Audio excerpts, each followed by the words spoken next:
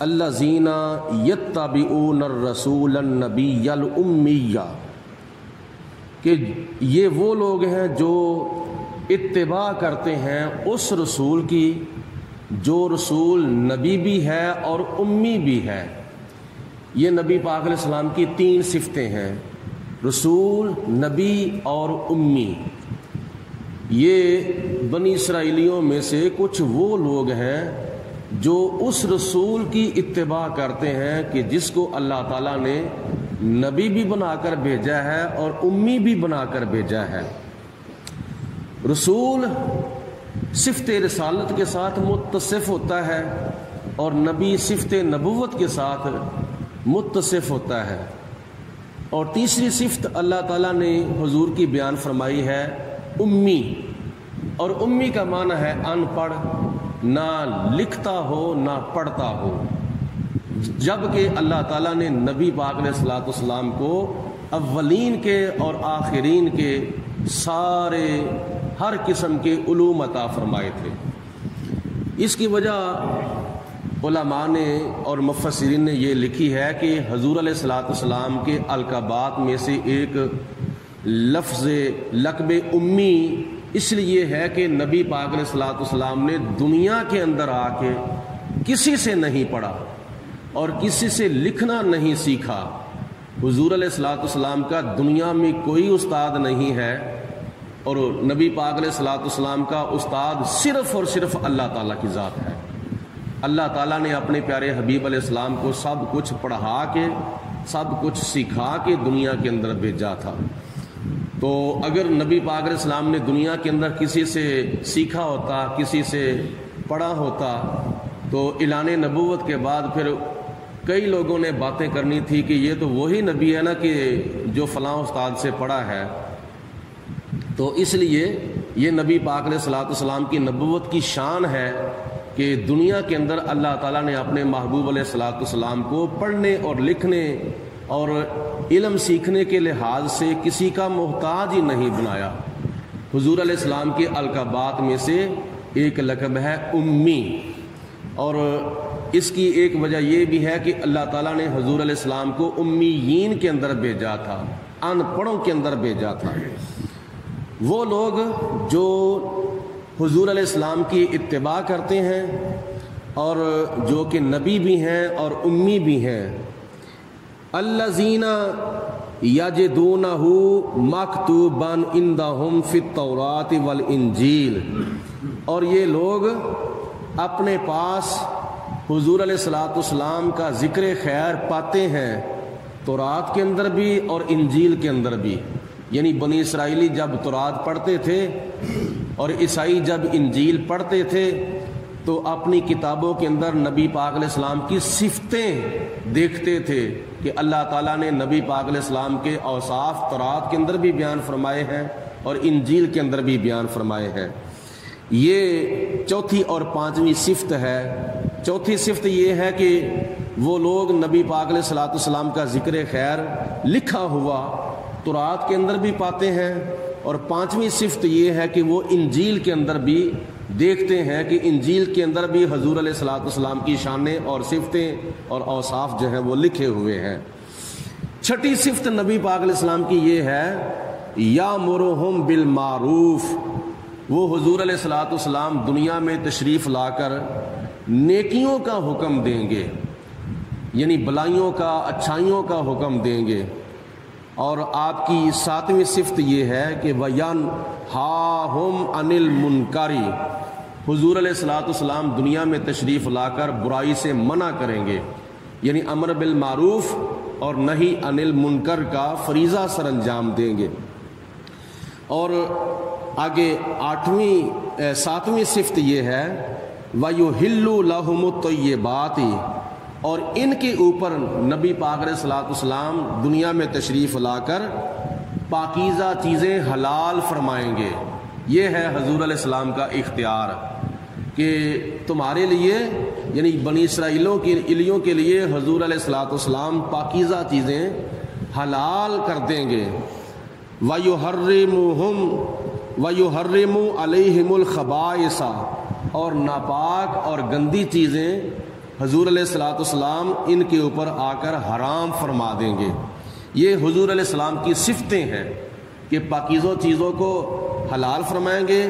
اور خبیث یعنی گندی اور ناپاک چیزوں کو حرام فرمائیں گے۔ اور حضور علیہ الصلوۃ والسلام کی اس آیت کے اندر بیان کردہ صفتوں میں سے ایک صفت یہ بھی ہے وَيَدْعُ عَنْهُمْ إِسْرَهُمْ، جو ان کے اوپر بوجھ تھا وہ بوجھ بھی نبی پاک علیہ الصلوۃ والسلام آ کر اتاریں گے۔ بوجھ سے مراد جن اعمال شدیدہ کا اللہ تعالیٰ نے قوم بنی اسرائیل سے وعدہ لیا تھا، اس وعدے کے اندر نبی پاک علیہ الصلوۃ والسلام نرمی کر دیں گے۔ مطلب پہلے سپارے کے اندر جیسا کہ اللہ تعالیٰ نے بنی اسرائیل سے پختہ وعدہ لیا تھا کہ تم نے یہ کام کرنا ہے، تم نے یہ کام نہیں کرنا، تو حضور علیہ الصلوۃ والسلام نے ان وعدوں کے اندر آ کے ان کے اوپر نرمی فرما دی کہ تم اگر میرا کلمہ پڑھ لو گے تو تمہیں میری شریعت کے اندر بڑی بڑی آسانیاں جو ہیں وہ ملیں گی۔ وَأَغْلَالَ الَّتِي كَانَتْ عَلَيْهِمْ، اور جو ان کے گلوں کے اندر طوق تھے، یعنی جن زنجیروں کے اندر ان کو جکڑا گیا تھا، ان زنجیروں کو بھی حضور علیہ الصلوۃ والسلام توڑیں گے۔ یعنی اس کی کئی شکیں ہیں، کئی وضاحتیں ہیں، مثلا کہ قوم بنی اسرائیل کے لیے یوم سبت یعنی ہفتے والے دن کاروبار کرنا حرام قرار دیا گیا تھا، لیکن امت محمدیہ کے لیے شریعت مصطفیٰ کے اندر کیا ہے، جمعہ کا دن مخصوص ہے، اور وہ سارا دن بھی مخصوص نہیں، بلکہ جمعے کے ٹائم جب جمعے کی اذان ہو جائے، نماز کے لیے بلایا جائے، تو اس وقت کاروبار بند کر دو اور جمعے کی نماز ادا کرنے کے بعد پھر تم کاروبار کر سکتے ہو۔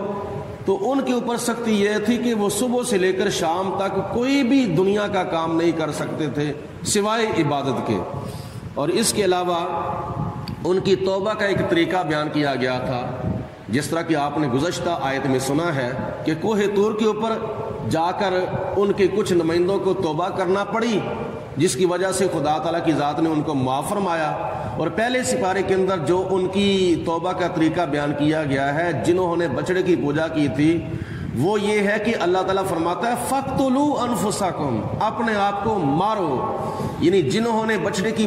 پوجا نہیں کی تھی ان کو حکم دیا گیا تھا کہ جنہوں نے بچڑے کی پوجا کی تھی ان کو قتل کرو۔ اسی طرح کئی ہزار بنی اسرائیلیوں کو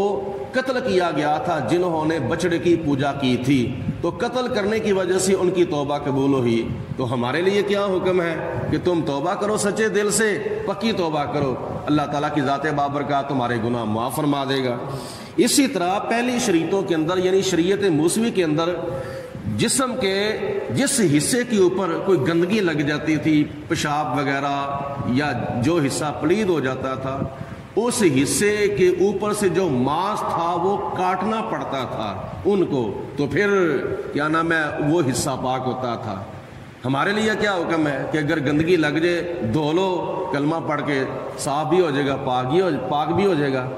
اور تیسری چیز یہ تھی کہ جس کپڑے کے اوپر گندگی لگ جاتی تھی وہ کپڑا ان کو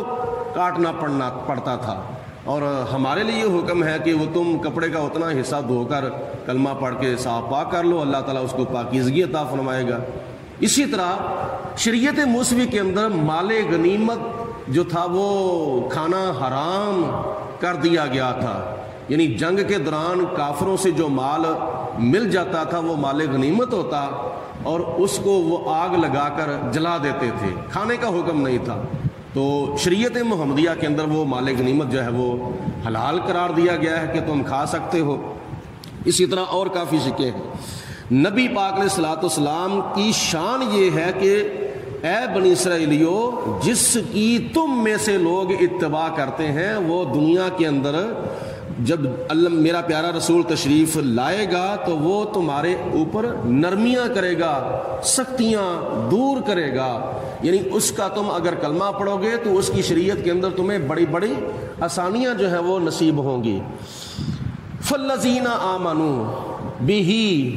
تو جو لوگ اس پر ایمان لائیں گے، اس کا کلمہ پڑھیں گے، وَعَزَّرُوهُ اور جو اس کی تعظیم کریں گے، اس کا ادب کریں گے، احترام کریں گے، وَنَصَرُوهُ اور جو اس کی مدد کریں گے، یعنی اس کے دین کی ترویج و اشاعت کے معاملے میں وقتی طور پر مدد کریں گے، مالی طور پر مدد کریں گے، وَاتَّبَعُوا النُّورَ اور جو تم اس نور کی اتباع کرو گے، الَّذِي أُنزِلَ مَعَهُ جو نور میں نے اس کے ساتھ نازل کیا ہے۔ نور سے مراد ہے قرآن پاک۔ جو کوئی میرے پیارے حبیب علیہ الصلوۃ والسلام کے اوپر ایمان لائے گا اور اس کی تعظیم و تکریم کرے گا، عزت کرے گا، ادب و احترام کرے گا، اور اس کے دین کی جو مدد کرے گا،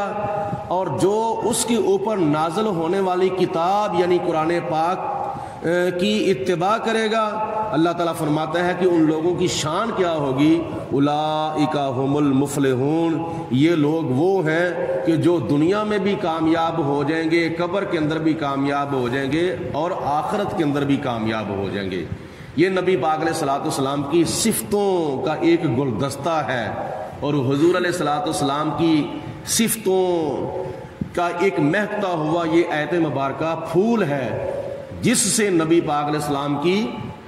عزت اور شان اور عظمت کی خوشبوئیں آ رہی ہیں۔ اللہ پاک کی ذات بابرکات نے ارشاد فرمایا، قل اے میرے پیارے حبیب علیہ السلام آپ ارشاد فرما دو، یا ایھا الناس اے لوگو، جب حضور دنیا میں تشریف لے آئے تو اللہ پاک کی ذات بابرکات نے فرمایا میرے محبوب اب اعلان کر دو، پہاڑی کے اوپر چڑھ کے مکہ والوں کو بتا دو کہ میں کیا بن کر آیا ہوں۔ یا ایھا الناس اے لوگو، انی رسول اللہ، بے شک میں اللہ تعالیٰ کا رسول بن کے آیا ہوں، الیکم جمیعا، تم سب کی طرف، جتنے بھی تم لوگ ہو، مکہ میں رہتے ہو، مدینہ میں رہتے ہو، عرب میں رہتے ہو، عجم میں رہتے ہو، مشرق میں رہتے ہو، مغرب میں رہتے ہو، شمال میں، جنوب میں تم تمام دنیا والوں کی طرف اور قیامت تک آنے والوں کے لیے اللہ تعالیٰ کا رسول بن کر تشریف لایا ہوں۔ الذی لہ ملک السماوات والارض، اور اللہ وہ اللہ ہے جس کی طرف سے میں رسول بن کر آیا ہوں، اس کے لیے ذاتی طور پر آسمانوں کی بھی بادشاہی ہے اور اسی کی زمین کے اندر بادشاہی ہے۔ لا الہ الا ہو، اس ذات کے سوا کوئی بھی عبادت کے لائق نہیں ہے، لہٰذا مکے والو کافروں تم بتوں کی پوجا چھوڑ دو، اللہ کو الہ مانو، اس کے سوا کوئی الہ نہیں ہے۔ یحیی، وہ زندگی بھی عطا فرماتا ہے، ویمیت، اور موت بھی دیتا ہے، موت اور حیات جو ہے وہ اسی کے ہاتھ میں۔ فآمنوا باللہ، تو ایمان لاؤ اللہ تعالیٰ کی ذات بابرکات پر، وہ وحدہ لا شریک ہے، ورسولہ، اور اس کے پیارے آخری رسول حضرت محمد مصطفیٰ صلی اللہ علیہ وسلم پر، النبی، جو نبی ہے یعنی غیب کی خبریں بتانے والے ہیں اللہ تعالیٰ کی عطا سے، الامی، اور وہ امی بھی ہیں، الذی، جو شخص یؤمنو، ایمان رکھتا ہے، باللہ، اللہ تعالیٰ کی ذات بابرکات پر، وکلماتہ، اور اس کی باقی ساری باتوں پر بھی ایمان رکھتا ہے، واتبعوہ، اور تم اتباع کرو، تم پیروی کرو حضور نبی کریم علیہ الصلوۃ والسلام کی، لعلکم تہتدون، تاکہ تم ہدایت یافتہ ہو جاؤ۔